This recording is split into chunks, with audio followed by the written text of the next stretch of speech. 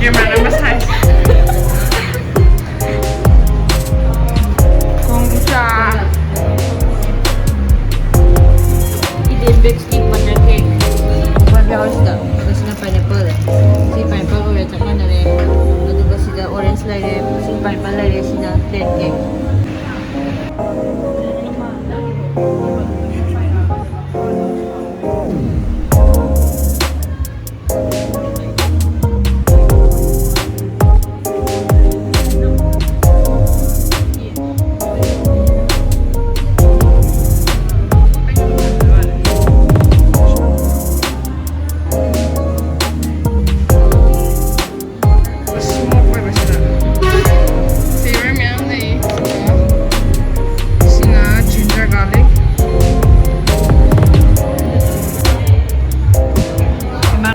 Mamang. Provide iced tea, all natural fermented. See the ingredients kalau ini thare.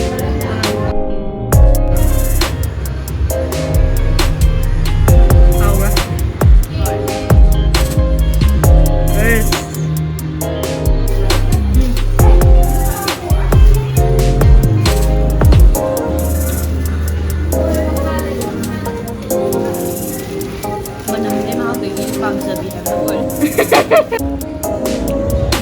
Klasiknya sana.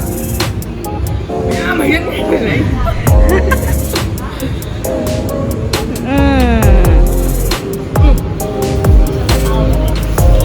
Ibu belum tuh.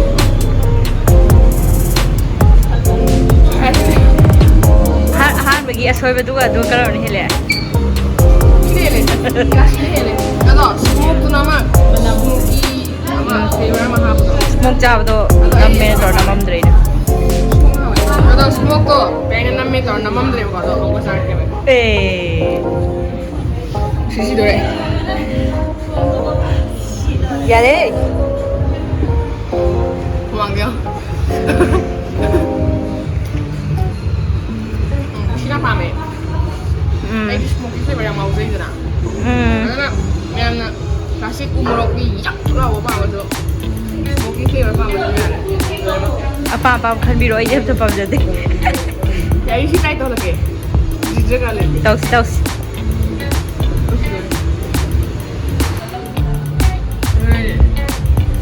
Saya tak kalah ya pak. Yang pizza na masama. Sini. Hai. Yang hom tu mana? Oh yang sana deh. Mana dulu kau di hale kau.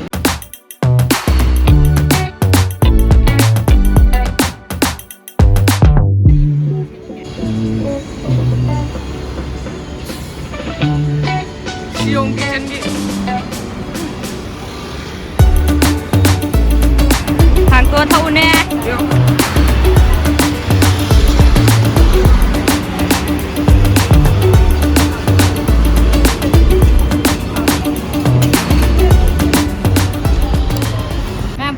SAPPHO Mamang mo event na masilya adu Mamang da store man phame aja boy on khotpa adu gi event tu lai ne akhon si khara nuai tre man waru be de ado sida koko gi burger lai re sida siong kitchen gi si bobati si siong kitchen gi lai re adu sina koko gi burger si su koko gi adu si koko gi pink lemon lai re Indian baked cake lai re sina kan dei bani gi ani saina thang ko tham le ado kon mahau ye ga ge amam loi mak suna ba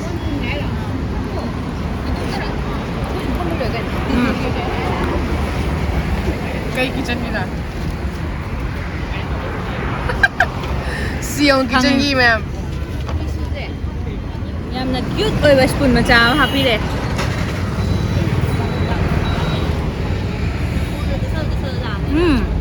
Masala na lang. Mana?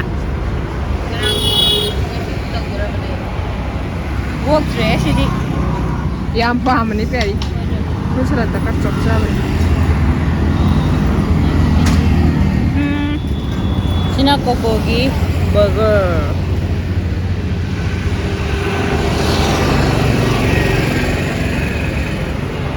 Mukbang male.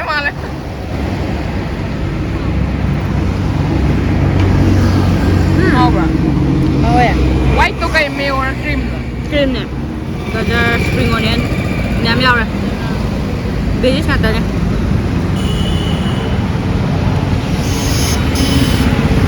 그래서 crispy chips 하게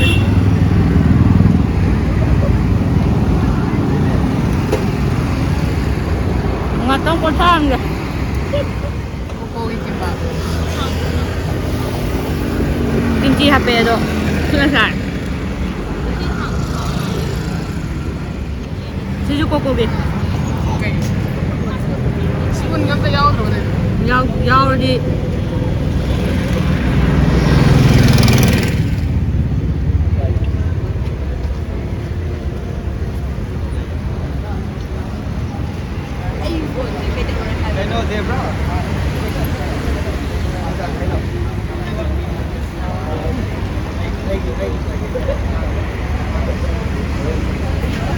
Coco Stationꯒꯤ pink lemonade ꯁꯦ ꯑꯩ ꯃꯊꯛ classic sauce ꯑꯗꯨꯒꯤ ꯁꯥꯔꯤꯕꯀꯣ ꯑꯗꯣ ꯍꯥꯟꯅ ꯏꯪꯍꯟꯒꯦ eco friendly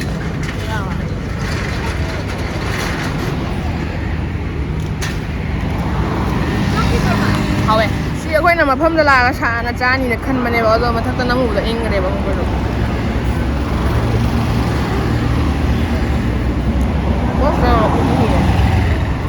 Слушай, я уйду.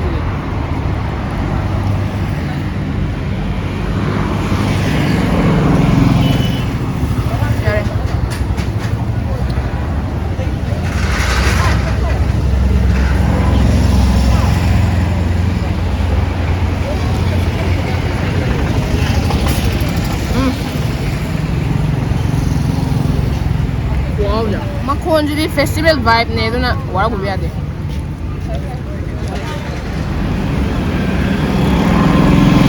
Koko ꯁ꯭ꯇꯦꯁꯟꯒꯤ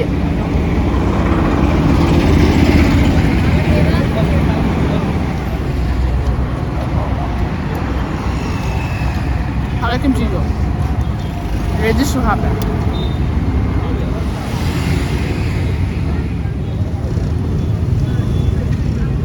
ꯃꯔꯨ ꯌꯥꯎꯋꯦ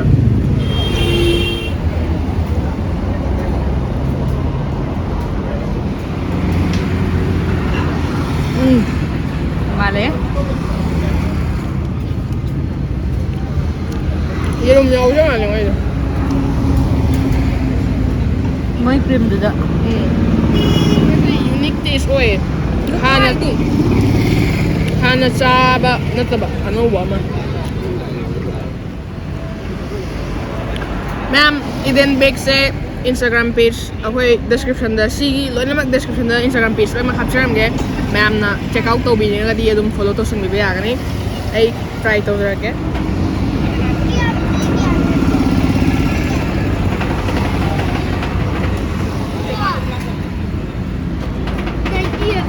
fruity flavor go blueberry ko mamare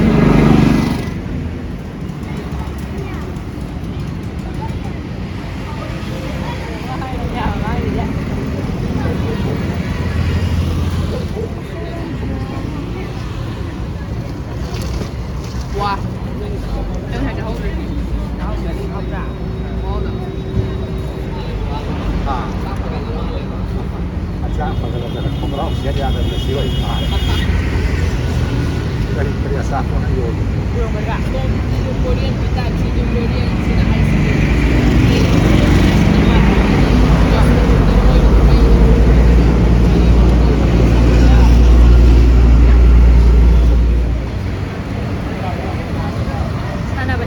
Gabi chingi sample made with Manipuri chapao, black rice, vegan, sulfate and paraben free. This balm there, amla sampu bar, nimgi, longmang khan. Konga gi bag chule. Adu basket ko basu dun le mane. Lavender, pepper breeze, Yellow rose. yellow rose, orange Marigold so. cinnamon. Ayam baloi phange. Ayam aloi phangge. Night cream, day cream suloi na phange si Madhavi da akhoi iramdam da sajaba. Ma'am sida laaga try tawbibasu yani.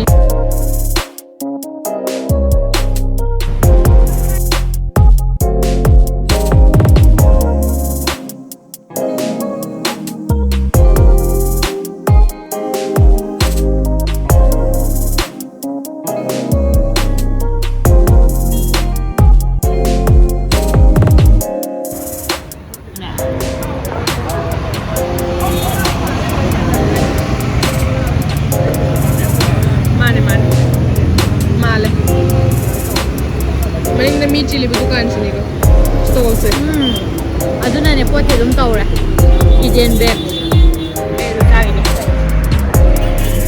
sida yawse pineapple ne banana ne apple ne nei sangom ne pomegranate wow sa ani mo husani mai wani sai daro tam thina sagare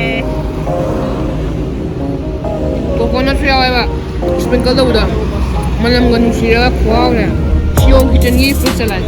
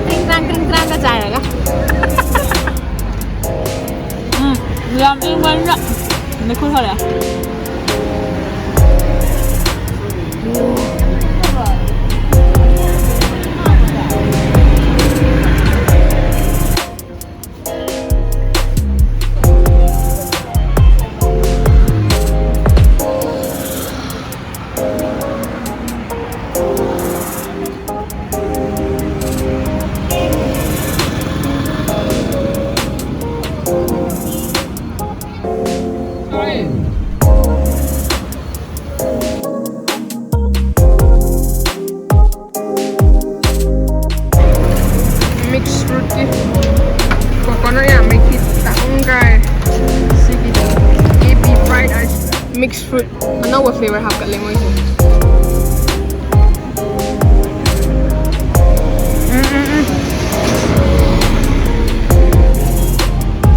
Ay no. Yam khang what flavor mo yawi? Ama baklang lako da. Coconut ne, kiwi ne, mango ne, adagi kaya no, kara mix.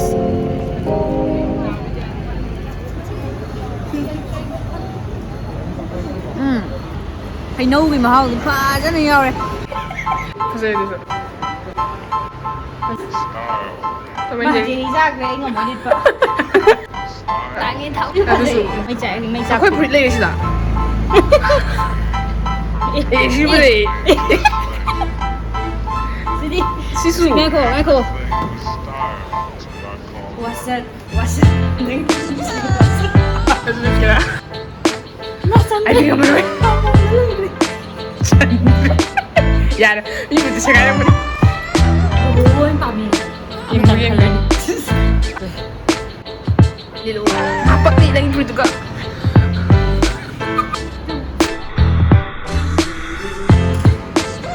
Shirt lo eh, from the t-shirt. Pa mo mo toro. Print ba, beo.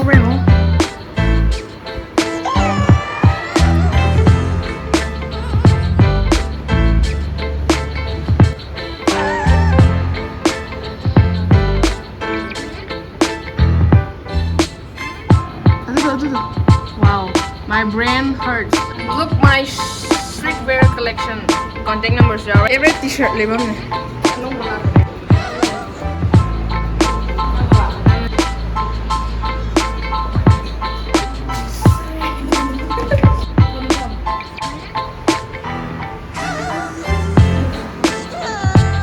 SAPPHO Beauty and Wellness Salon Tidim Road, Sangaiporou da leiba salon asida matam gi oiba event kaya ama pangthokjari event pangthoklingai gi manung da mayam na lakpiduna SAPPHO salon dagi service any service from matam da 25% offer soi dana pizagani aduna mayam su lakpiraga 25% gi khudong chawasi punna lominasi.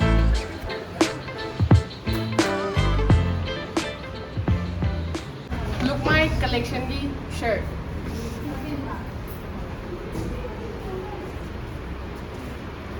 Okay, loibudi loisale ado Monsoon Fest se ngasi date 12 August tay hojabane 15 bok haibane ado customer myam madi sigi stall myam gi owner singi Meitei di request toroga date 17 thoba extend torani Wednesday thoba aduna myam na nung doram ngaktang nunghin ngaktang sida dress ke ka su loin phange beauty items su loin phange t-shirt สุดเลย ladies wear สมแต่สุดเลยจานละทั้งนั้นว่าร้อยน้ำมันพังเองงานตั้ง enjoy ตัววิวดุนยานี่ไม่เลยจะคำเจ SAPPHO beauty and wellness Sangaiporou Mamang Leikai da Leirik Institute की heck opposite เลยคนได้ดุนยังกว่าดุนเลย SAPPHO की building วางอะไรมันนี่ดุมาค่าจะ food store แม่งร้อยน้ำมันเลยมันนี่อันนั้นแม่งนั่นสิเด็ดเซเว่นรู้มันนุ่งลาก็ enjoy ตัววิวอย่างกันนี่ซีshirt कीอะไร store แม่งกี่ร้อยน้ำมัน Instagram account ด้วยไปซีvideo की description ได้ครับใช่ไหมว่ากี่ page ชิงตัว check out ตัววิดีงั้นก็สู้ดุนตัววิดีโอsabon jaan na cake fruit loina yaure everything ꯑꯗꯨꯒ ꯃꯣꯏꯒꯤ ꯏꯚꯦꯟꯁꯦ ꯄꯨꯡ 1ꯗꯒꯤ ꯍꯧꯗꯣꯏꯅꯦ ꯑꯗꯨ ꯑꯣꯏꯇꯥꯔꯒꯁꯨ ꯑꯇꯣꯞꯄ ꯈꯔ ꯉꯟꯅ ꯄꯨꯡ 12 ꯕꯥꯔꯣ ꯁ꯭ꯋꯥꯏꯗꯒꯤ ꯂꯥꯛꯑꯒ ꯑꯗꯨꯝ ꯍꯥꯡꯉꯒ ꯐꯝꯕꯁꯨ ꯌꯥꯎꯋꯦ